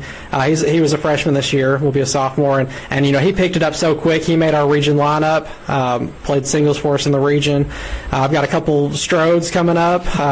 Loxley will be a freshman, and Wiley will be an 8th grader, and neither of them match up to Tinsley Strode, who on the girls team, who's quite a competitor as well. So there's a lot of good young players that we're really excited about. So I know in your big, your basketballs, your soccers, there's club sports. Is there something like that in tennis? At a very, very basic level, Coach Caudill does a really good job of putting together some summer opportunities to just kind of go play other teams in the area, like what Ty was talking about when they played at Idle Hour last year. There's not a lot of that. There's just So most of tennis in the summer is players going and playing in tournaments. So that's more like you talked about your Wimbledons, your French Opens, where it's just you go on your own. You're playing people who funnel in from everywhere, and there's different levels. There's USTA, which is kind of the highest level. That's what the U.S. Open is a part of. But there's levels all the way down through 8 and under, and then there's a mountain tennis circuit and an Appalachian tennis series, kind of in the southeastern part of Kentucky, that gives opportunities to go play, and a lot of those will have youth tournaments and adult tournaments at the same time. So it really is, you're on your own if you want to go play and get better. There's opportunities, but you have to take advantage of it. Right. So do you all take advantage of any of those opportunities to try to get better in the off season? Whoever wants to start can start. I do lessons over at indoor courts in Lexington. They offer lessons and clinics, so I definitely do those in the off season. I mean, I call up, especially like her, really. I call up her and we play, all the time throughout the off season, but I've never actually taken lessons. I am planning to this year. I think they're starting sometime in July. But yeah, I think just calling up friends and playing is also a really great way to get practice in. Okay. Ty? During some of the off seasons, I was able to do Coach Caudill's summer leagues, which were very helpful, especially playing some of the players that would play in a region tournament. And then Coach Clark would have just little get-togethers or practices, I guess, on Tuesdays or Thursdays during some summers that anybody who wants to can come out and play. So that's what I did during the off season. And Logan, as a 2-year player, right? I think it's how. Yeah. So how did you make sure that you became the best tennis player that you could? Last year, I didn't do much during the summer. Every so often, I would go out to some of the practices near the end of the summer that our coach had. This year, I really want to get more into the tournament style that our coach mentioned. Mm-hmm. But I wish I'd done more. Well, but there's, but you can always get better as a tennis player. So, because as you all said early on, it's a sport that you can play for the rest of your life. We've heard several of the players talk about the mental aspect. How, as coaches, do you coach the mental aspect? And he's deferring. He did yours to you. So, how do you teach the mental aspect? I think I do a lot of research. Dr. Jim Lair, he's done a lot of mental toughness videos that I've watched, that I've encouraged the girls to watch. They grudgingly watch them, but I think if you can just make it simple for them, how to stay mentally focused, I think that's everything in tennis. So that's one of the ways that there's books on it. There's lots of videos, lots of information out there. Yeah, she mentioned good resources. My coach, a different coach, when I was in high school, gave me a book called The Inner Game of Tennis, which really stood out to me, and it just kind of talked about, the more you criticize yourself, the more you question yourself, essentially. And it kind of likened it to if you get up and start walking, you don't have to think about how to walk. Yeah. If you've played tennis for very long, you don't have to think about what you're doing. It's letting your body do what you've trained it to do. And so to me, it's just trying to encourage, just trying to be an encouraging person. If the kids do something stupid, I let them know they did something stupid. They know they did something stupid. But in general, I try to do that in a very lighthearted way because, if I get down on them and they get down on themselves, it's hard to build yourself out of that. So if I can criticize you but make you laugh, then I think it's easier to bounce back from that. And if I try to encourage the things that you do well, just to focus on continuing, recognize you're a lot better than you think you are for a lot of these kids. It's easy to get down on yourself, but, I liked both, Kierra and Callie talked about that, just when there's a will, there's a way. If you've got that mindset that you can do it, then you can do it. Right. I was just sitting here while we were talking mental toughness, and I had a Patches O'Houlihan from dodgeball. If you can dodge a tennis ball, you just rapid fire, just tennis balls being ripped at you to try to gain mental toughness. But I've never done that to them. We'll talk about that off air. Maybe I can help. He's never done it, but he's. I've thought about it. That sounds. I would get one of those machines that used to be on American Gladiators. Yeah. We've got one. See, now I'm getting excited again. So, when is the tennis season? What is it? It's a spring sport. It's a spring sport, so we're allowed to start practicing officially February 15th or thereabouts. And our first matches are usually the second week of March, carries through basically the end of the school year. So our region tournament was, I think, the second or third week of May, and then the state tournament. Actually, the state finals for the team finished this morning. So if somebody out there in Facebook land or YouTube land is interested in joining the team next year, how would they get in contact, or what do they need to do? Yeah, I mean, if they just reach out to either of us, find us on Facebook or find somebody that has played, and they can put you in touch with us. I actually got a Facebook message from someone about a week ago. I don't check it as often, so if you send me a message and I don't get back to you for a week, that's not I'm ignoring you. It's just I don't see it as much. But I got a message from somebody who just said, their kid was really interested in trying to play. What can they do? And so, Coach Caudill and I are trying to work out the best opportunities, and we'll let you know. Essentially, like Ty said, we try to come out a couple times a week or a time or two a week in the summer, and anybody can come join us, get a feel for it, see if you can be comfortable with us. If you like it, you can stick with it, and then hopefully you're ready by the time the season starts. And then we also, make announcements on the intercoms at the schools that, we're having a meeting, and if you're interested in tennis, come out, and that's, generally where we get the most people. Okay. So. Well, I mean, thank you all so much for coming and joining us tonight, and congrats on great seasons for both of you guys, and the future definitely looks bright coming in next season. Absolutely, and hopefully we can do a better job of getting more involved with following you guys next year. We're still trying to get this whole coaches thing off the ground. I think you're the last one. I think you were the last the missing piece that we had. So I think we've talked to all of the Montgomery County programs now. So just a few things of business we need to wrap up here real quick, and then I'll let you guys go. So Athlete of the Week for Montgomery County this past week, we're going to award that to Miss Lily Hill, who went out and pitched a complete game in the regional championship game. Of course, Montgomery County winning that. I'm sure you all are fully aware of that part of it. So great game, Lily, for going out and doing that. We definitely don't win that game without you on the mound. Our 2-2 Sweet Treats Dog of the Week, because every dog's got what? Because every dog. Gosh, we're such a rookie job. That's why I don't do that. Can we get a new host? We need a new host. We're taking applications for a new host as we speak. See, that's why I just go on with it. Anyway, Bethany Simpson from Bourbon County. She's a track athlete over there. I'm going to read this. This was on the Facebook page. Ivan Rice did this. Talked to him earlier. Told him I was going to do this. So this is Ivan Rice's words. What a senior track star Bethany Simpson did for her Bourbon County Lady Colonel track team last week in the 2A state championship tells me how a true leader she will become. Not that I didn't already know this. True leaders make sacrifices, and for the good of the team, Bethany did just that. She could have easily won state medals in 4 to 6 individual events, but instead of doing that, she put her team first and herself second. But because of track, you can only compete in 4 events. What she told Jennifer Arnett and I on Friday was one of the best responses I've heard in my 40 years of covering sports. It was like I've had my moments. Bethany still won 4 medals, but they could have easily been individual medals because that's how talented this Coastal Carolina commit really is.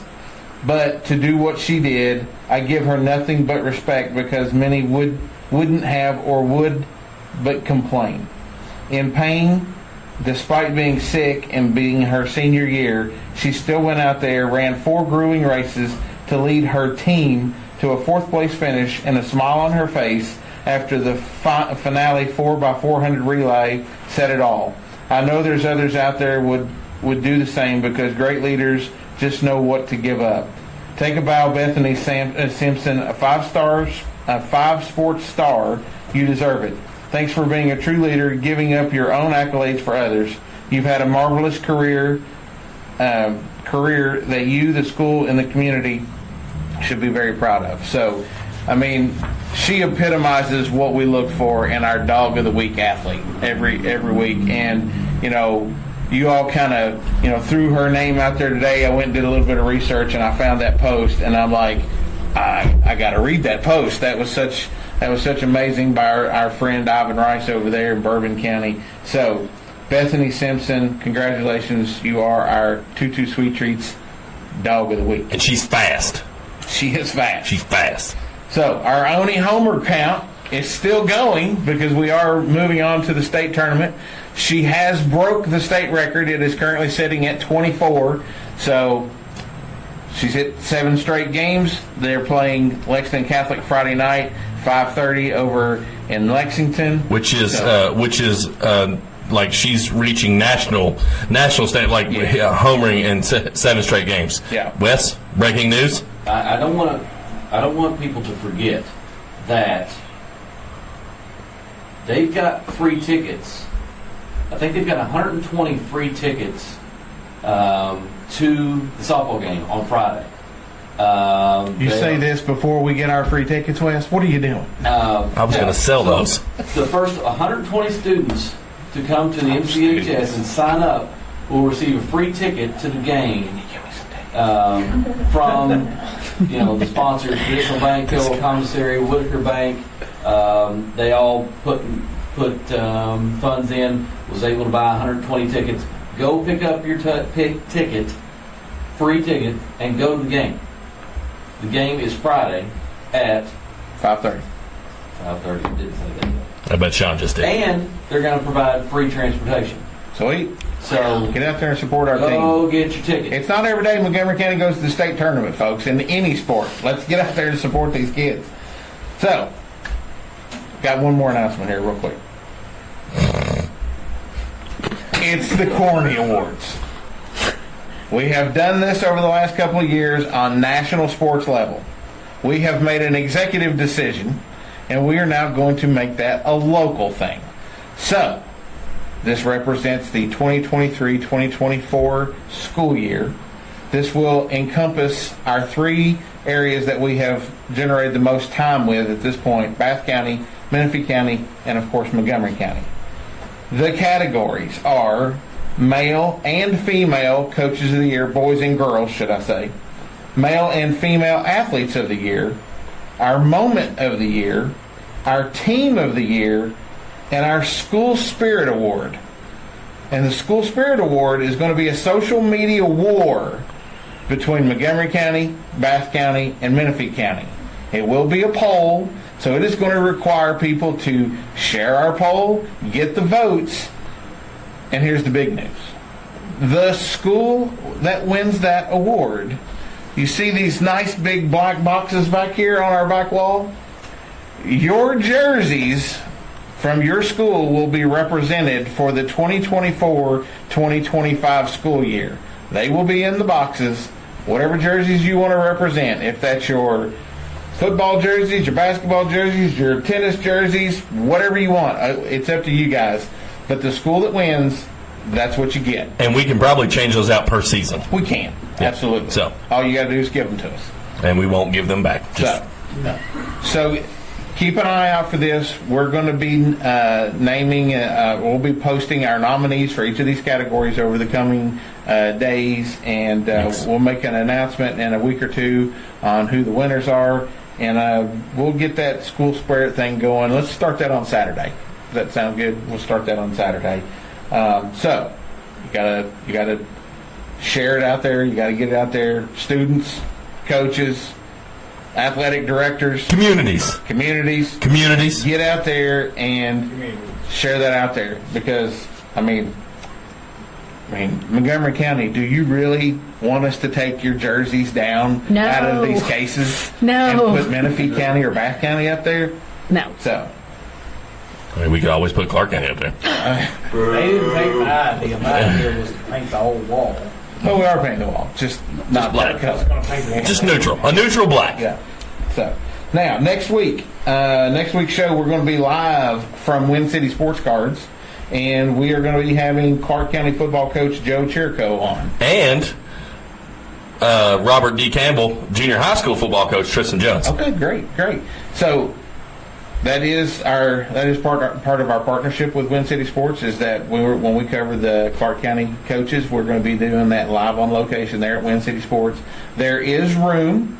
There are chairs. If you want to come sit live and view that show, you're more than welcome to do that. If you want to buy some baseball cards and football cards while you're there, Matt would love to be able to sell those to you. So you will not interrupt us. Just come in and do business as usual. Yeah, come on in there. Like I said, there'll be some chairs there if you want to sit down and watch the show in person. More than welcome to do that. Sean will definitely be spending money. Absolutely. Always. Darren, were you going to talk? No. No, fake out. Okay. Wes is going to talk. I got it. There has been a comment that we almost missed. Okay.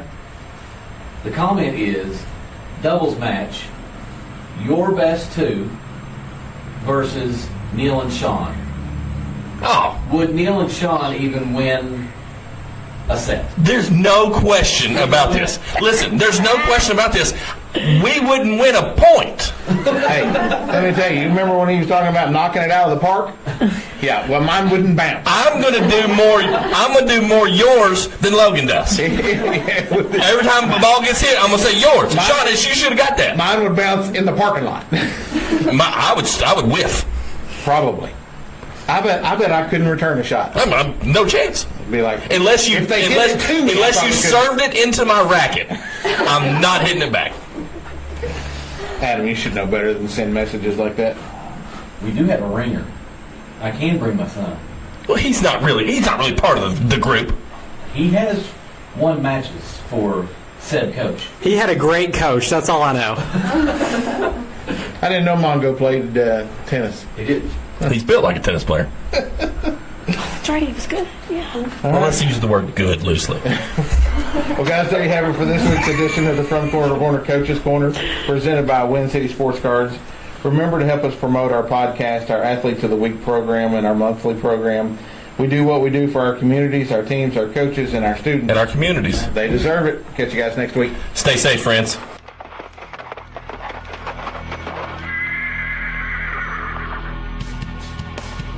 The MOCO Four Horsemen would like to thank you for listening to From Corner to Corner. Be sure to go out and follow us on Twitter, on TikTok, on Facebook, Instagram, and even YouTube. Whatever podcast platform that you listen to us on, be sure to go out and give us a 5-star review. Thanks as always, and we look forward to seeing you next week.